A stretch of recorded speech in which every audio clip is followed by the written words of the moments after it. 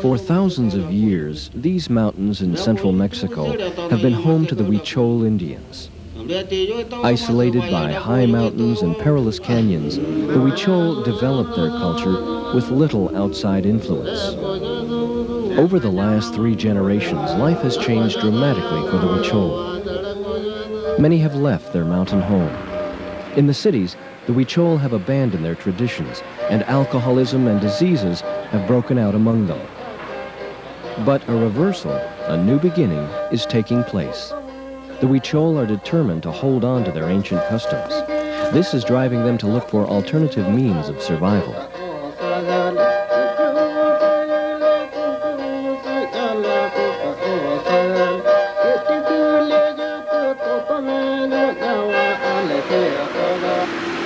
The destruction of the last virgin forest in the highlands of Mexico is underway. The trees come from high in the Sierra Madres, from land that has been home to the Huichol Indians for centuries. Trees are being cut at an unprecedented rate because of new economic policies in Mexico. If indigenous people do not exploit the resources on their lands, then the door is opened for private enterprise to move in.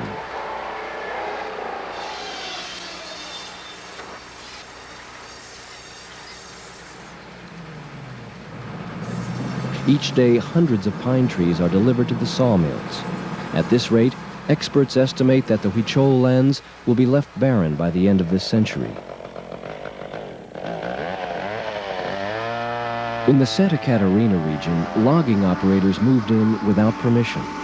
At first, all the Huichol could do was watch their wood being taken down the mountain. But they soon took action to safeguard their land. They turned to their longtime friend Juan Negrin, a scholar of Huichol art and religion. They agreed to have Negrin commission an ecological study. This resulted in the formation of a small carpentry workshop in the community. The Huichol could now utilize their forest resources and comply with the new land use laws. To get the workshop started, Negrin enlisted the help of Juan Salas, a forestry professor from Guadalajara. Salas taught several Huichols the principle of forestry management. But having only limited schooling, the Huichol had to learn everything from scratch. Moved by the Huichol's plight, Salas decided to become the full-time technical advisor of the carpentry project. Within a year, the community's workshop was operational. With no tradition of woodworking, the Huichol were slow to learn. Salas was patient in his teaching, but his task did not prove easy. When we started, we thought that this was going to be a relatively short project. We figured that maybe in a year, maybe in 2 years, the Huichol would learn how to work with a carpentry workshop and would be able to be self-sufficient after a short period of time.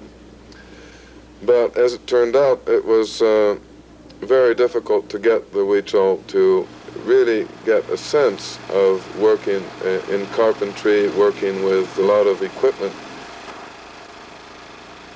Iba mucho a su casa y estábamos platicábamos mucho sobre si el curso Juan Negrin and realmente I había tenido would meet at his house and talk a lot about whether the coursework started at Guadalajara had really helped the Huichol learn carpentry. I reached the conclusion that we needed to come to the mountains to train the people instead. It was easier to move the teachers here, so 2 of us came up to Santa Catarina to set up the first instructional courses. At first, that too was a failure, because except for the few who went to grade school, people here are not accustomed to school learning.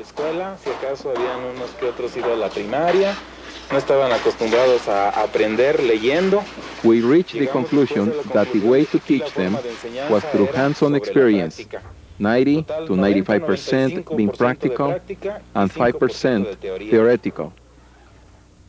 Negrin and Salas soon resorted to a full-time instructor. The present one is Jose Tarantino. I have seen many changes in the Santa Catarina Huicholes since arriving here 2 years ago. At first, the furniture they made was very simple, but now their designs are more ornate. The Huicholes worked with a few basic tools in the beginning. The carvings they made were quite plain and essentially done by hand. I then introduced them to more advanced carving techniques. In the past year, the men at this workshop have learned to operate many more tools and their skills have improved a great deal. They have learned everything I can teach them. By having the workshop situated beside the main logging road, the Santa Catarina Huichol can monitor the number of lumber trucks in their region. At first, only the men lived in the workshop because it's located far from the traditional Huichol communities. However, they returned home periodically to take care of their families and to harvest crops. Recently, entire families have started to move to the workshop, and a new community is forming. Wives often help their husbands. As the project's director, Negrin keeps the community informed of the workshop's progress. From the outset, the people of Santa Catarina received financial support from the funding agencies. 20% of all money goes to the community treasury.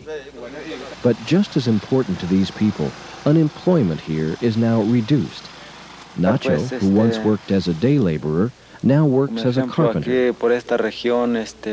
Here in Santa Catarina, there are a lot of people, but very often not enough food to feed our families. Now, many of our people are forced to leave. Some go to the coast, to the large tobacco plantations. There, you can earn a lot of money.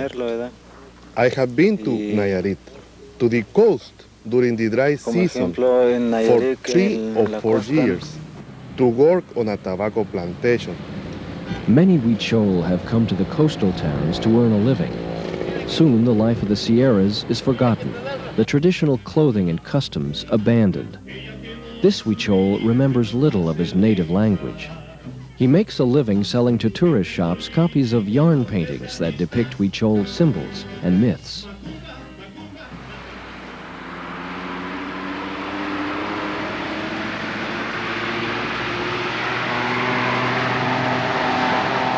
The bus station in Tepic is well known to the Huichol making the trek to the coastal plantations.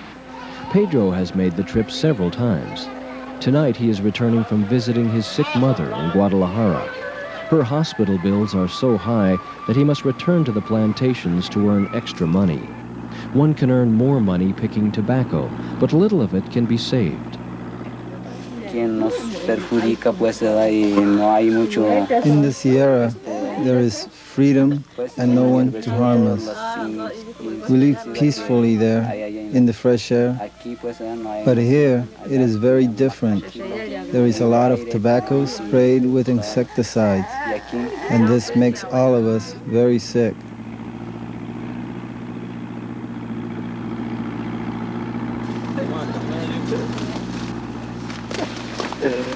Entire families, including children, labor in the tobacco fields up to 16 hours a day. The dangers of this work have not been slow to manifest themselves. Constant exposure to chemical pesticides has caused an alarming increase of cancer among the Huichol. By the Huichol's modest standards, they can earn a lot of money here. Still, it is not enough to afford proper accommodations. Most Huichol bed down in open shelters in the middle of fields, and they say of themselves, we live much like animals. When they started the carpentry school workshop in the mountains, I wanted to go and learn carpentry. But as you can see, I have yet to go.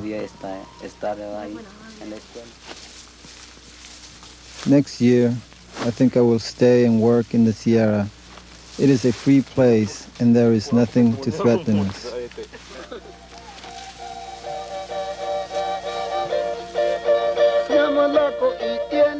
At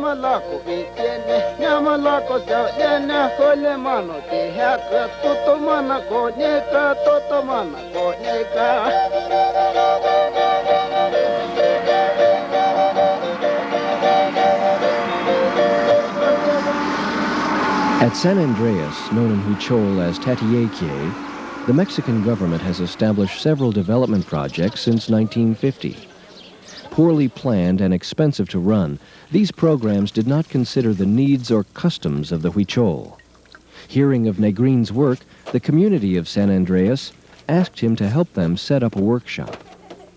At the time when the people of Tatiekie decided that they were willing to try to put a carpentry workshop in their own community, they told us, look, if you give us teachers, if you give us all the tools that we need, then we will stop the wood contract.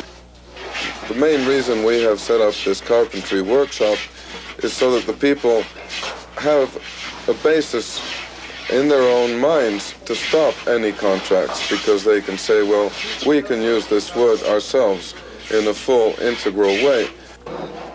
At San Andreas, Negrin and Salas developed the workshop at a faster pace. What had taken a year to complete at Santa Catarina was accomplished here at San Andreas in half the time.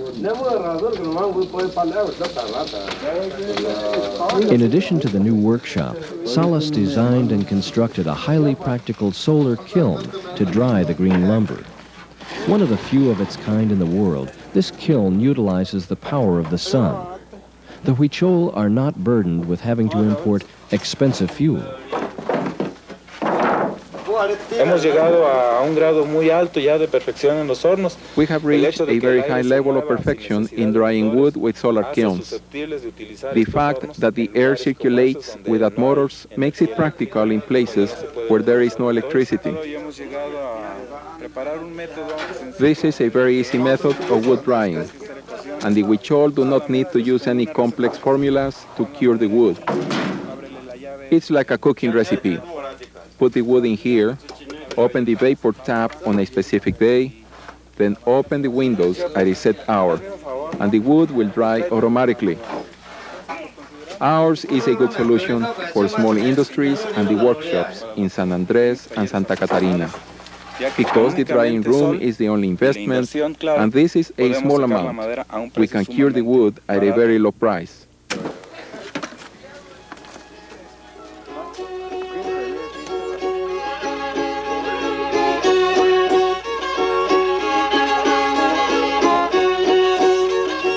The leader of the San Andreas workshop is Santos, a veteran of the coastal tobacco plantations.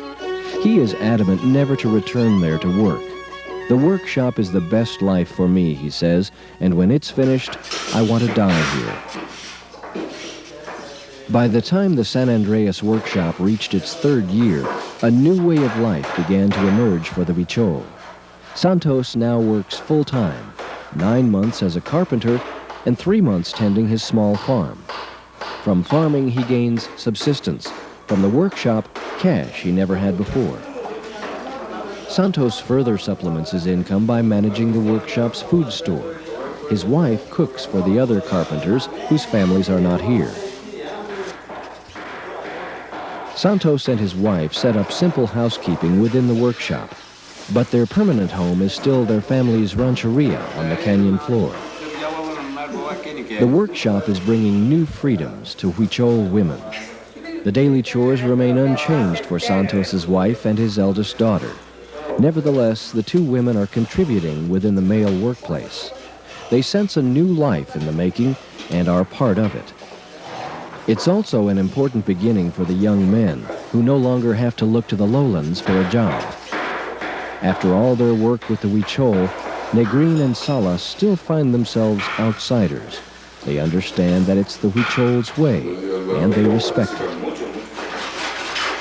Many people say that Juan Negrin is a gringo who put this workshop here to make money for himself. This is not true. I don't think they understand how it works. Even though we try to explain everything to them, we are running the workshop in accordance with the customs of our world. In the isolation of the Sierra Madres, the young men managed to entertain themselves at the end of a hard day's work. The compositions are traditional Huichol songs, played on instruments that came into the New World with the Spaniards.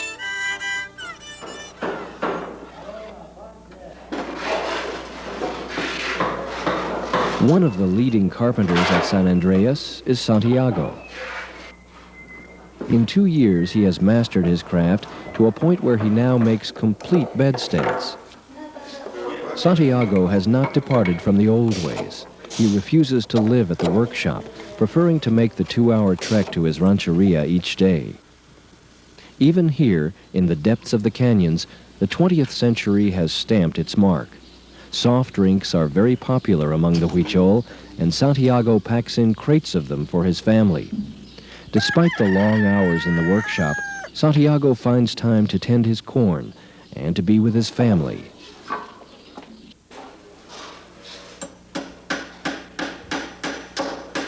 As Santiago and the others at the workshop improved their skills, productivity increased, and from it came the demand for more types of home furniture. The new pieces designed at San Andreas were to incorporate wood carvings. Hector was the first to learn this skill. He studied carving at a nearby town, and eventually he taught it to the others at the workshop. Before long, the traditional geometric designs favored in Mexico began to decorate most of the furniture turned out by the Huichol. The furniture designs became increasingly more elegant as demanded by the marketplace. Along with a steady rise in productivity came a marked improvement in workmanship. This gave considerable pride to each man who had persevered through the early years of hard work and training.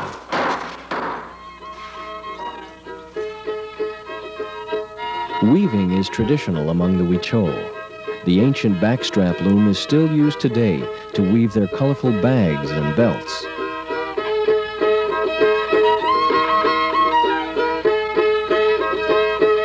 The Huichol have always gone to the marketplace to obtain the heavy cotton cloth required for their special garments.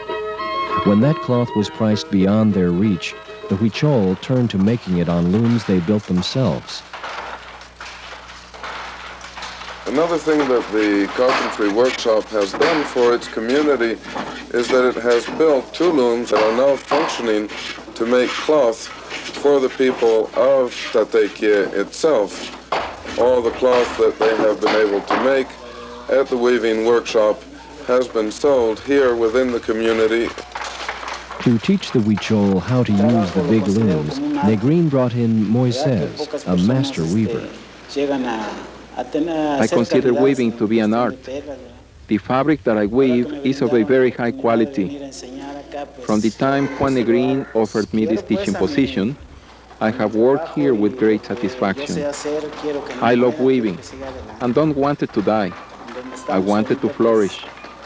Here in San Andres, there are young and intelligent people to continue this craft. Maybe what is being lost in other places is being reborn here. I like that. Juan Negrin's dream of greater self-sufficiency for the Huichol is being advanced another step by the success of this project. Among those employed here is Samuel, a weaver.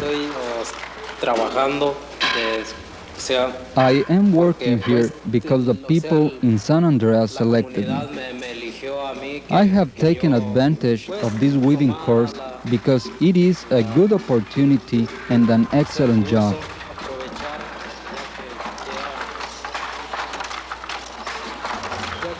There are other young men who want to work here with us, so we need to build 2 more looms.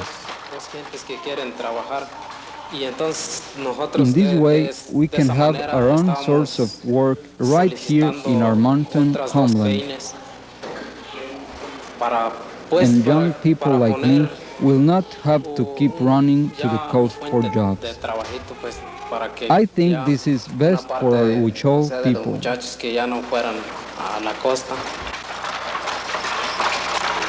The white cloth woven on the looms is embroidered with various colors and designs.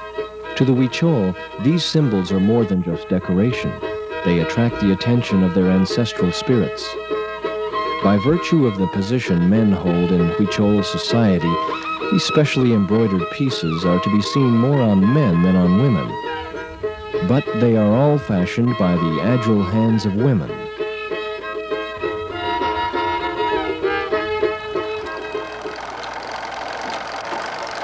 Back at Santa Catarina, the gas-powered motors have broken down. To keep just one lathe going, the Huichol have to resort to pedal power. The situation is made more critical by the lack of money and low food supplies. Nacho, the workshop leader, tells Negrin he wants to leave for the coast. Salas fears that without a leader, other workers may follow.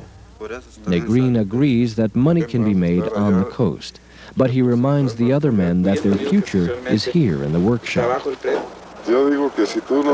Negrin carefully states his case. If Nacho leaves, the morale of the other workers will suffer.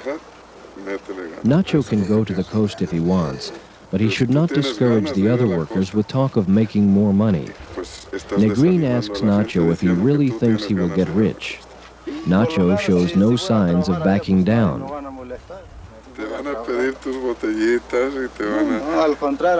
When all is said and done, these old friends are all too aware of the dangers of the tobacco plantations. Nacho may make money, but he'll be putting his health at risk again. Moreover, he'll be undoing 8 years of productive work here in the mountains. If Nacho leaves the workshop, a new leader must be chosen. The vote is by secret ballot to avoid any pressures or jealousies.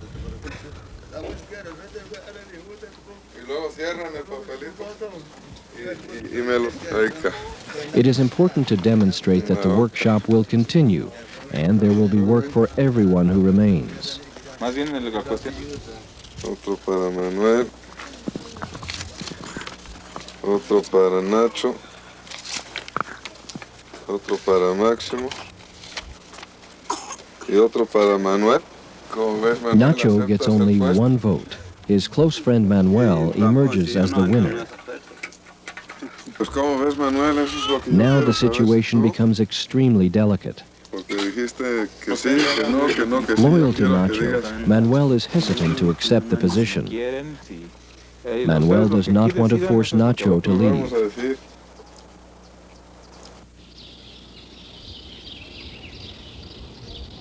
The election has failed to resolve the question of leadership, but more pressing is the need for the workshop to bring in money, to pay the men's salaries, to buy food, and repair equipment. So far, no one has left for the coast, not even Nacho. Up until now, the Huichol of Santa Catarina have sold their furniture only in their own communities. For the first time, they decide to take their goods to the market town of Huayuquilla. Every last piece of furniture is loaded onto the truck, and everyone piles aboard for the 5-hour ride into town.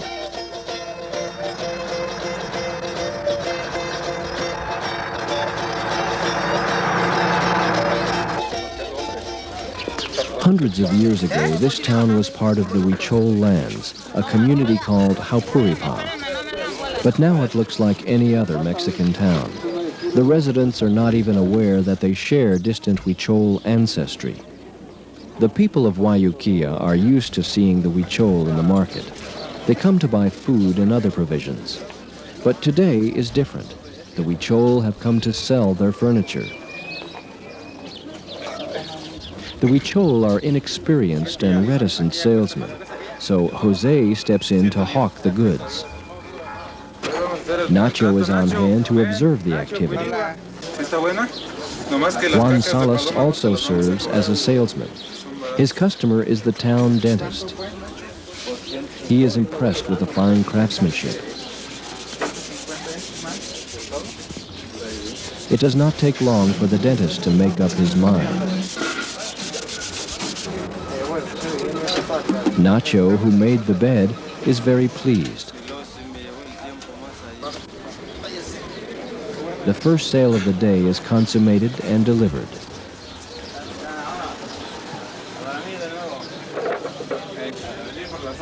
By noon, half the furniture is gone. Juan Salas keeps a careful record of everything that is sold. Each carpenter receives a percentage of their individual sales. Another 20% goes to the community, and the remainder is put into a bank account to sustain the workshop.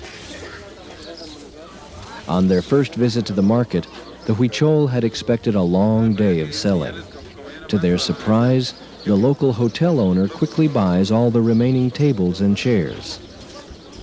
Encouraged by the day's success, it appears that Nacho has had a change of heart about going to the coast. It is clear that he is still the workshop leader. Juan Salas takes an order for the next visit to the market. Then everyone loads the furniture for delivery. A month's production from the workshop has been disposed of in one day, and at a good price.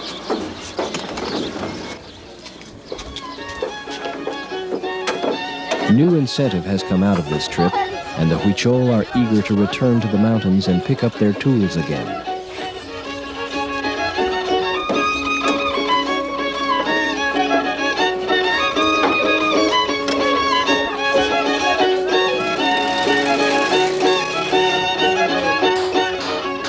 From the modest beginnings at Santa Catarina, a new hope has been born. The Huichol have demonstrated that with proper assistance, a traditional culture can become a skilled participant in the modern world. The success of these projects has spread beyond the Huichol Mountains. Other indigenous groups are coming to Juan Negrin with requests for help, and the Mexican government itself is offering to sponsor Negrin's work in other communities. What Negrin has learned from the Huichol, he will now pass on to others.